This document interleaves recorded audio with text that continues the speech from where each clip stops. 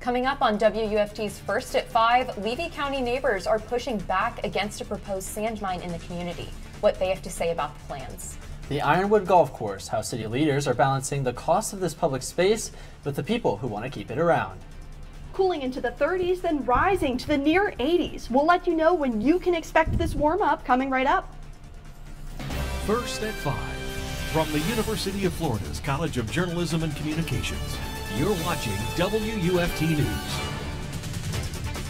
Levy County Commissioners are holding a meeting tonight to decide whether to proceed with the construction of a sand mine. I'm Chris Will. And I'm Bailey Korinek. Multiple citizens have come forward to express their frustrations about the county's plans. WUFT's Derrah spoke with some of the concerned residents. Levy County Commission is meeting about the deliberations regarding a proposed sand mine. The last meeting resulted in such an uproar that the meeting had to be rescheduled. Now, the main concerns regarding this issue are the quality of life, more specifically how it would affect the environment. Grassy green hills as far as the eye can see might no longer be a reality from some Levy County residents. The sand mine would take up 1,100 acres on land that is currently zoned for residents and farms. When you kick open a hornet's nest and threaten environmental degradation, destruction of natural heritage and people's health, property, and our watershed, it's time to take action. Some residents are concerned about the safety of the drinking water. The state has wonderful natural resources, and we need to do everything we can to preserve what we've got left. The citizens we spoke with say they just want the commission to listen. Now, we have reached out to the landowner and the potential buyer, but we haven't heard back at this time.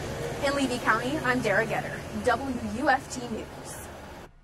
Alachua County sheriffs are asking for help locating a second suspect related to a cold case from 2010. 33-year-old Timothy Thomas was indicted Monday for killing a 16-year-old in his home 13 years ago.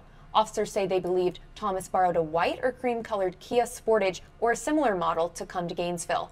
They say the driver was 19 to 20 years old in 2010 and is described as Hispanic and short with a heavy build. If you have any information that could help the search, call the Alachua County Sheriff's Office. After a few days of rain and even a little bit of hail, I think we are ready for some sunshine. WUFT's Julia Haley joins us now with the weather forecast. Can we expect it to stay this way throughout the week? Yesterday we had some cold, light showers, but we're currently seeing those sunny skies for your Tuesday. Not a cloud in sight, 63 degrees, but feels just a little bit cooler, especially because we have those northerly winds, wind gusts up to 23 miles per hour in our area. And you can see, just like what we saw on our campus cam, sunny skies throughout the state of Florida. Definitely a great day to get outside and just enjoy that weather and take in the sun while you still can. Those temperatures currently sitting in the 60s, 66 Gainesville, 64 Ocala, 67 for the Villages, and tonight we're cooling down even into the upper 30s, and I'll let you know when you can expect that chance for frost coming up.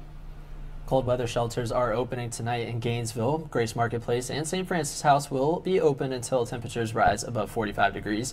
St. Francis House provides shelters for families, women, and children, while Grace Marketplace serves individuals seeking shelter. Fighting to save the Ironwood Golf Course. It's been an ongoing issue for the city of Gainesville as the golf course continues to hemorrhage money each year. WUFT's Teitel was at today's City Commission meeting where city leaders are working to decide if and how the golf course can be saved. Ironwood Golf Course has been a community staple for more than 30 years, owned by the city of Gainesville since 1992. But in recent years, the course has been operating at a budget deficit, which has brought up considerations for closure. This afternoon, the Department of Parks, Recreation, and Cultural Affairs presented to the City Commission about what it's been doing to improve Ironwood's profit. The City Commission reports Ironwood has generated a current revenue of $318,000 and $357,000 in expenditures. This leaves the golf club in a deficit of $39,000, which the club notes to be an improvement from recent years. Director of the Department of Parks, Recreation, and Cultural Affairs, Roxana Gonzalez, proposed ways she can improve Ironwood's operating budget. In addition to already increasing green fees by 20% and cart rentals by 5%, the department proposes cutting back purchases of unnecessary and expensive inventory such as t-shirts, hats, and golf clubs. In her presentation to the City Commission, Gonzalez said, quote, her mission is to purchase less and make more money. I have a dedicated team that's helping me look at every little bit I can with that golf course to keep that golf course and keep it running and make it successful. Members of the city meeting commission the community's respond needs, because I would hate to take anything away from the community. Members of the City Commission responded positively to Gonzalez's proposals. They are set to reconvene about Ironwood's budgeting February 15th. The City Commission's plan for today was to receive a full understanding of Ironwood's budgeting plans moving forward. Some of Ironwood's financial woes have been attributed to the hot temperatures of spring and summer, so those who want to continue to see the course up and operated are encouraged to come out here during that time. Reporting live in Gainesville, Teitel, WUFT News. One person is dead and another person is seriously injured after a car crashed into a dump truck last night. FHP says the dump truck's lift box got stuck under an overpass on I-75. An SUV crashed into it and caught fire. The 67-year-old SUV driver and his passenger were taken to the hospital, where the driver later died. Tonight, leaders with the Alachua County Public Schools will decide whether a book will stay on school library shelves. The book, called Melissa by Alex Gino, is about a 10-year-old transgender girl and her coming out story. It was originally challenged for being inappropriate for elementary school children. One resident argued it contains talk of pornographic magazines, discussions of feelings of sexuality, and confusing medical explanations. An official hired to give a recommendation about the book suggested it should remain in the school's libraries. A final decision will be made at the school board meeting at 6 p.m. A Marion County school may be keeping its doors open year-round thanks to a new program announced by Governor Ron DeSantis in May. Marion County Public Schools was selected as one of 3 school districts to be part of the program, along with Alachua and Brevard counties. Wyoming Park Elementary School discusses becoming a year-round school at a meeting Thursday at 5 p.m. in the cafeteria. And today is Safer Internet Day. Law enforcement agencies across our area are giving tips on how you can protect yourself and your family. The Internet Crimes Against Children Task Force encourages parents to follow the SMART method. The group says parents should help set up devices, parents should monitor and approve apps and connections. ICAC recommends restricting certain content, and most importantly, talking with your kids about the dangers of the internet. Today just offers a day that it's out in the forefront to remind us to do that. This is something that we should be having on a weekly, daily basis with our children, because there are a lot of pitfalls out on the internet that children can unsuspectingly be caught up in. Alachua County Sheriff's Office says as the internet continues to grow and expand, it increases the ability to connect with people we don't know. ACSO warns people to be careful what information they give to someone they haven't personally connected with. A fire rescue team saved a horse who was trapped in a pond earlier today in Marion County. Crews say they received a 911 call reporting a horse stuck in the pond and unable to move near Southwest 160th Avenue Road this morning. Firefighters took a boat out into the lake and were able to make their way to the horse. They brought the horse back to land, and residents in the area cared for the horse until firefighters found its owner. Coming up on WFT News First at 5, a man led deputies on a 38-mile chase while they attempted to stop him for expired tags. Find out who else was in the car with the driver when First at 5 returns. We're following breaking news out of Gainesville, where city leaders are planning to dip into their contingency fund to fill a $1.4 million shortfall. The shortfall comes after GRU announced they will no longer make payments on shared services with the city. The utility stopped payment back in 2022, and the shortfall was addressed during today's commission meeting. So here's where the money will come from for the time being. More than $600,000 will come from the operational contingency fund. Another $250,000 will come from what's set aside for at-risk youth. Then $150,000 will be taken from gun violence prevention. And lastly, more than $500,000 is coming from the personnel contingency fund. Commissioners are expected to vote on this plan next week. A man from Seminole County is accused of leading deputies on a chase through 2 counties with toddlers in the backseat of his car. The 38-mile chase started after a deputy initiated a traffic stop for an expired registration. Less than 25-year-old Timothy Breedlove took off. Deputies used stop sticks to deflate the suspect tires, but he kept going even after the tires fell off. Eventually, Breedlove pulled over and was arrested, but what deputies didn't realize was there was a woman and 2 toddlers in the car with him. No one was injured, but the 2 kids were upset and crying. This week is Florida Severe Weather Awareness Week, and today's focus is on marine hazards and rip currents. UF forecaster Julia Haley is live in the studio with how neighbors can survive these dangerous water conditions. Florida ranks first in the nation for the most deaths due to rip currents. These currents form as water rushes back into the sea. Speeds can vary, but some can be as fast as 8 feet per second. That's faster than an Olympic swimmer. If you're planning on going to the beach this spring, remember to swim parallel to the coast if you are caught in a rip current. Speaking of marine hazards, there are several flags that indicate the safety of the waters, ranging from purple flags, signaling dangerous or harmful marine life such as sharks and jellyfish, to red flags, which determine strong currents that can pull someone out to sea. When swimming or boating in lakes around the north central Florida area, make sure to have a buddy and stay aware of current weather conditions. When thunder roars, go indoors. Tomorrow's focus is tornadoes and thunderstorms. A statewide tornado drill will be issued tomorrow, February 7th at 10 in the morning. School districts, private schools, preschools, and daycare centers are encouraged to participate in the drill. Temperatures are beginning to climb, even to the near 80s. I'll let you know when you can expect those temperatures on the other side of the break. You're watching WUFT-TV News. This weekend was quite eventful. Sunday, reports of hail in Alachua County, some pea-sized, even marble-sized within our area. But you can see that rainfall even leading into our Monday, around 2.6 inches just north of Lake City, and less here in Gainesville, around 1/4 of an inch. So you can see that we have some lower values and some higher values, but also where we have those lower values, we have those spotted tornadoes, specifically around Jacksonville, where we had 2 EF0s spotted within the length of an hour, but also near Valdosta, that was an EF2, so that's around 120 miles per hour. The storm assessments came in yesterday, so we just got that information. Campus Cam showing those clear skies for your Tuesday, a little flip from what we saw yesterday with those light and cold showers. 63 degrees with those northerly winds, 15 miles per hour, gusts 23 degrees, helping to keep us cool, but also sitting in the 60s. 65 Gainesville, 64 for Ocala, 65 for the Villages.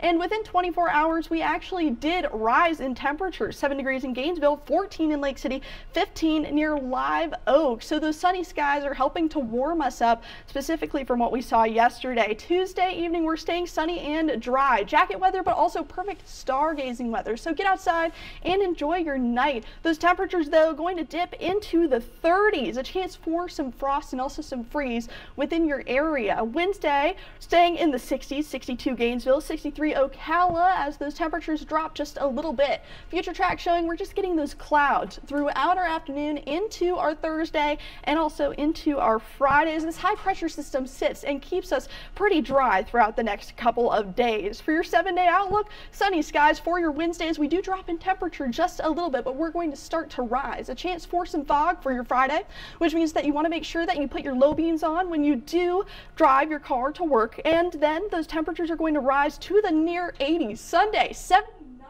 degrees. Dropping once again Monday, though, as we're full force with those showers, dropping back again on Tuesday. Coming up in sports, the Buchholz Bobcats girls basketball team kicked off their district tournament with a 51-point victory in the quarterfinals. We'll have more on their big win last night, plus more upcoming postseason action across Gainesville after the break. You're watching WUFT-TV News. Welcome back to sports. I'm Jack Meyer. We're starting off today's roundup in Hanover, New Hampshire, with a decision that could alter the landscape of college sports forever. WUFT's Reagan Shepard reviewed the decision surrounding a ruling that Dartmouth College's men's basketball players can be considered employees of the university. According to the National Labor Relations Board, if the team forms a union, players would have the ability to negotiate salaries, practice hours, travel schedules, and other basketball-related activities. The ruling cleared a potential path for student athletes across the country to form unions as well. This would all but mark the end of the NCAA's amateurism model, which limits direct compensation for student athletes. Look, we support our students on campus. The goal is really to train our students as the next generation of leaders. We have productive working relationships with so many unions, but we believe our athletes are students. We don't give athletic scholarships. We are student athletes here, and we believe our students should be thought of in that way. a Dartmouth spokeswoman announced that the school plans to appeal the decision. In the studio, Reagan Shepard, WUFT News. Coming back down to Gainesville, the Buchholz Bobcats girls basketball team made a statement in the opening round of the 6A District 2 tournament on Monday night. The Bobcats came away with a staggering 71-20 victory over the Leon Lions. Buchholz came out of the gates firing on all cylinders, outscoring the Lions 59-11 in the first half alone. Junior guard Jamison Cardwell led the charge for the Bobcats with 23 points, including 13 in the first quarter. Buchholz will now face off against the Gainesville Hurricanes in the district semifinals on Wednesday at 6 p.m. Tonight's high school games will feature some primetime matchups in the boys' district tournaments. In the opening round of the 4A District 5 bracket, the Eastside Rams will play host to the Suwanee Bulldogs, while the North Marion Colts will face off against the Keystone Heights Indians. Both of those games will tip off at 7 p.m. Meanwhile, the Gainesville Hurricanes will take on the Leon Lions in the 6A District 2 quarterfinals. Tip-off time for that game is still to be determined. Tomorrow is National Signing Day, and 3 local high schools will see their student athletes officially announcing their new homes. Newberry wide receiver and 3-star recruit David Schmidt is expected to sign with the University of Florida as a preferred walk-on. Eastside High School and Vanguard High School also have multiple athletes expected to put the pen to paper tomorrow afternoon. Newberry and Eastside will kick off their signing day festivities at 3 p.m., while Vanguard will start theirs at 3:30 p.m. The Florida Gators women's basketball team has officially hit the halfway point in their conference schedule, but the team is still struggling to find its footing. Florida currently ranks 11th in the Southeastern Conference with a record of 2 wins and 6 losses in SEC play. The team had suffered amidst the absence of standout center Rashea Kyle, who has not played since January 7th due to a left knee injury. The Gators have seen multiple strong performances from senior guards Leilani Correa and Aaliyah Matharu over the last 5 weeks, but it has not been enough to keep the Gators in contention for a potential NCAA tournament berth. And finally, the NHL All-Star break has come to an end. The Florida Panthers will return to the ice tonight to host the Philadelphia Flyers, while the Tampa Bay Lightning will hit the road tomorrow to take on the New York Rangers. Should be interesting to see how both squads face out in the final aspect of the season. Yeah. Who's always got to give a go Bolts from up here in Gainesville. Always got to give a go Cats from down in Miami. And while each of those teams hope to accomplish big things on the ice down the stretch, there are some people accomplishing big things right here in Gainesville. A high school student is a finalist in a national competition for the 2nd year in a row. Buchholz High School junior Madeline Irvine will compete in the U.S. Navy Band Young Artist Solo Competition. She will travel to Washington, D.C. in March to play the French horn with the Navy's concert band. Irvine was also a finalist for last year's competition. The grand prize winner will perform as a soloist with the band in May. Irvine started playing the French horn at Fort Clark Middle School, and she had never played an instrument before. Well, I too have never played an instrument before, but so maybe something big is up in my future. For sure, for sure. Before we go, let's get one last check on the weather, Julia. You know, this is the perfect night to go stargazing, especially at Paynes Prairie. Clear skies tonight. You can even see Jupiter in the sky. Jacket weather for sure if you do end up going outside. Those lows are in the upper 30s. We do have a chance for frost, but of course we are warming up throughout the week as we are seeing that rise into the 70s and the upper 70s. 79 for your Sunday, cloudy skies overall, and then rain for your Monday. Full force back on Monday, dropping again into the 60s. Thanks, Julia. BBC World News is next, and the PBS NewsHour is coming up at 7. But your Florida news is always on at WFT.org. Have a great night.